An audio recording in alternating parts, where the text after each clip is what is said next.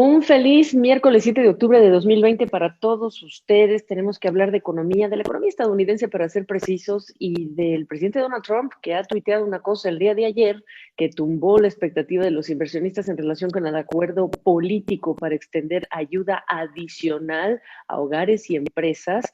Y después por la noche algo sucedió y nos levantamos con la noticia de que pues sí, pero no.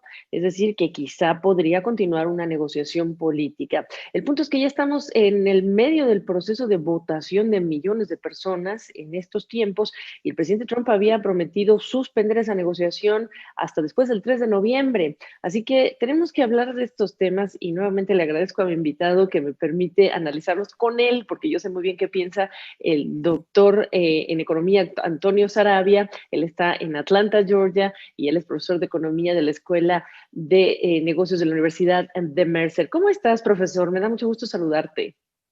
Un placer, Gabriela, ¿qué tal? Encantado de estar contigo. Pues igualmente, bueno, ¿qué te voy a decir yo que no viviste tú, no? Se cayeron los mercados ayer, dijo el presidente Trump que hasta después del 3 de noviembre no se hable, esa fue la instrucción que dio, y ahora dice que no tanto. A ver, dime tu lectura de lo que apenas estamos diciendo. Pues sí, como todo sorprendido esta mañana, estaba pensando hablar contigo acerca de las consecuencias de dejar las negociaciones hasta después de las elecciones. Y esta mañana al venir a la oficina me entero que ayer sacó bueno, anoche, a la medianoche sacó un tweet diciendo que si le pasaban una propuesta para un cheque de $1,200. Ojo que solo el cheque, porque la negociación anterior incluía varias cosas, pero si solo había un cheque de $1,200 para la gente, él lo iba a firmar inmediatamente. Y además después parece que sacó otro tweet sugiriendo que se aprueben 25 billones, siempre te hablo en inglés, 25 billones de dólares para las aerolíneas, 135 billones para la protección de lo que se llama el Paycheck Protection Program para los pequeños negocios, ¿no? Así que no sé si eso significa que la negociación otra vez vaya a empezar, porque acuérdate que era un paquete que Nancy Pelosi quería, que era de 2.4 trillones, o sea, era muchísimo más que esto, era un paquete mucho más grande. No sé si las negociaciones vayan a empezar otra vez, pero por lo menos parece que está dispuesto a hacer estos programas de a poquito, ¿no? O sea, un cheque de 1,200, ayudamos a las aerolíneas y así, digamos, lo que se llama en inglés piecemeal, ¿no? Así que en eso estamos. Preguntarte si son los sectores mencionados por Trump, como tú dices, hay un mosaico de sectores que podría ayudar. Preguntarte si los que ha mencionado el presidente Trump, las familias, pero en particular las aerolíneas, porque tienes restaurantes, cines, tiendas, pequeños negocios en general, así en un amplio espectro, que están esperando desde hace tiempo, pues esta ayuda y no se da. ¿Son los sectores correctos para reactivar la economía? Tú que eres de los que opina que cuidado, estar entregando cheques así a lo loco nos va a generar el peso del déficit y después de la deuda en el largo plazo. Sí, yo siempre trato de poner un poco el pie en el freno y tener mucha precaución con esto, ¿no? Imagínate, el déficit, ya llevamos un déficit de 3.3 trillones de dólares, siempre te hablo en inglés, 3.3 trillones, lo cual es el 16% del PIB, ¿no? Imagínate. Es decir, solamente para darte una idea, para que la gente entienda de qué estamos hablando y de estos números que a veces parecen muy grandes, pero no podemos darle la dimensión, ¿no? Solamente en junio de este año, solo el mes de junio, el déficit fue de 864 billones. Si tú comparas con junio del año pasado, en junio del año pasado eran 8 billones, o sea, pasamos de 8 a 864. El déficit de junio solamente es mayor a todo el PIB de Argentina. O sea, imagínate todo lo que tenemos en agujero, porque nuestros gastos superan los ingresos.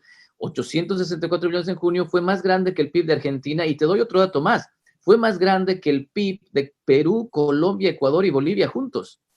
Es decir, estamos hablando de un montón de plata, y entonces por eso a mí me parece importante tener un poco de precaución. Te dejo con solo un dato más. El Congressional Budget Office ha hecho una estimación de que para el 2050, es lo que te estoy diciendo, para el 2050 la deuda estaría ya en 200% del PIB.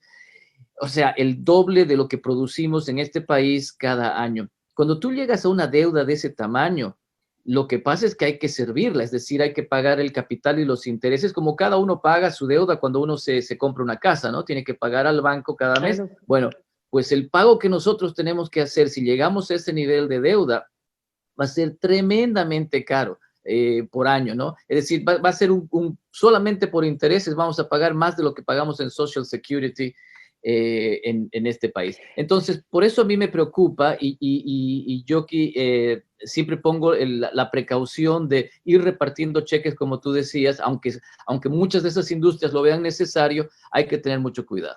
Por supuesto, y esa es la intención de mencionar tu pensamiento, ¿no? Que el cheque, nada es gratis, es un poco lo que estamos diciendo aquí, y depende más bien cuándo lo vamos a asumir, cuándo vamos a voltear a ver la realidad que nos va a pegar en la cara de cuándo tenemos que pagar lo que vamos a gastar el día de hoy.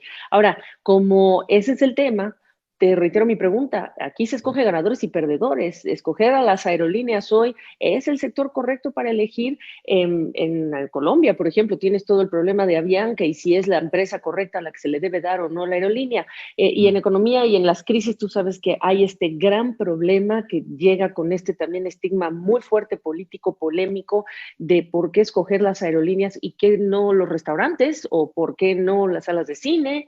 ¿Es el sector correcto? ¿Se puede decir correcto? Es muy, muy difícil, esa es una pregunta muy complicada. Uno podría decir que las aerolíneas son empresas tremendamente grandes, es decir, son lo que llamaríamos too big to fail, ¿no? Estados Unidos, el gobierno de Estados Unidos, yo no creo que nunca vaya a dejar, por ejemplo, que Delta, una compañía tan importante, sobre todo para Atlanta, pueda irse a la Claro. bancarrota, ¿no? Estamos hablando de muchísimo capital invertido y estamos además hablando de un sector que te permite conectarte con el resto del mundo y es muy importante para el comercio, para negocios, etcétera, etcétera. Entonces, probablemente si El uno tendría que, turismo. Uh-huh. exacto, entonces si uno tendría que apostar a que un sector no se le caiga, yo creo que hay muchos economistas que te van a decir que sí, que las aerolíneas son importantes, pero tú tienes toda la razón, es decir, las otras industrias también tienen sus argumentos, también tienen sus clientes, también tienen sus inversiones. Y eso es algo que me preocupa mucho. Cuando se habla de rescate financiero, lo que tienes al final es un montón de gente haciendo lobby, tratando de convencer al presidente y al Congreso de que ellos son más importantes que el resto, ¿no? Entonces tienes este juego, es decir, yo soy más importante, mira lo que yo hago, mírame a mí, etcétera, etcétera. Y una de las cosas que hay que tener en cuenta, Gabriela, cuando empezamos a gastar y empezamos a repartir los cheques, es muy difícil después decir, bueno, ya pasó la emergencia, ya no te paso ese dinero. Fíjate que siempre ha sido así. Después del 2001, cuando se empezó a gastar más, eso generó una inercia y el gasto no bajó. Después del 2008, cuando tuvimos la recesión, empezamos a gastar más y a hacer estímulos y eso nunca bajó. Entonces, eso te sigue acumulando el déficit, así que es muy peligroso. Ok, dicho lo cual, te traigo las declaraciones del mensaje del discurso de Jerome Powell hace unas horas diciendo, más vale que sobre y no que falte, ¿no? En pocas palabras, para no ponernos muy acá Sí, retóricos, muy complejos, dices Banco Central y la gente dice qué aburrido cómo hablan, sí. entonces no voy a usar las palabras de Powell, pero lo que sí dice en pocas palabras es que, pues más vale que sobre y no que falte, y que el gran problema no es tanto que vaya a darse mucho, sino que el gran problema es que no se dé por el ritmo de recuperación que ya trae Estados Unidos. Bueno, otra vez, Jerome Powell y la Reserva Federal ha venido haciendo una política monetaria expansiva muy agresiva, ¿no? Lo hablábamos contigo, ha impreso 1.5 trillones de dólares, ha decidido mantener la tasa de interés cercana a cero, casi cero, sin ningún viso de que la vaya a mover, e incluso como hablábamos contigo la última vez, ha abandonado esa meta de 2% de inflación. Es decir, para Jerome Powell, si nosotros seguimos imprimiendo y nos pasamos de ese 2% de inflación, tampoco habría problema porque él parece apuntar a que en el corto plazo por lo menos recuperemos el ritmo dinámico de la economía. Pero otra vez, eso va a traer problemas en el futuro. Ya el dólar está siendo cuestionado como la reserva de valor. El oro y todos los otros activos han ganado peso en relación al dólar y eso es muy lógico. Si tú sigues imprimiendo dólares, el dólar al final cae en valor. Así que es un cóctel muy complicado, Gabriela. Yo sé que la gente quiere escuchar estímulo, estímulo, que se recuperen los mercados. y sigamos vamos a salir adelante en el corto plazo, pero todo eso, como tú decías antes, ningún almuerzo es gratis, todo eso vamos a tenerlo que pagar en algún momento y va a ser muy costoso pagar. Ok, ¿qué ayudas sí son efectivas en un contexto como este? Cuando se escucha hablar de, no, pues voy a modificar el impuesto sobre la nómina, pues esto no le beneficia a un desempleado, pero sí le puede beneficiar a un empleado, ¿ah? Y tiene los cheques de $1,200. Si Jerome Powell dice eso y tenemos que encontrar un justo medio entre, ojo, mucho nos va a costar, pero poco también nos puede costar, ¿en dónde están los mecanismos más directos que favorezcan a las familias que pueden enfrentar el tema de que lo saquen de su casa, que pueden enfrentar el tema de falta de alimentos, el tema de falta de seguro de salud? ¿Cómo articulas una estrategia que sea efectiva sabiendo que los recursos son finitos, pero además con consecuencias de largo plazo? Sí. Lo que los economistas generalmente tienden a pensar con esto es que los cheques, por ejemplo, de desempleo han sido favorables, han sido positivos. Si nosotros hablamos de darle a la gente $1,200, decir, bueno, mira, tú con esto, tú ves a dónde te aprieta el zapato, ¿no? Es decir, si la renta es el problema o si la comida es el problema, o si no, tus bills de electricidad o lo que fuera, ¿no? Entonces, eso parece que ayuda más porque las familias tienden a tener control sobre dónde se va a destinar esos recursos. Ellos saben muy bien cuáles son sus necesidades.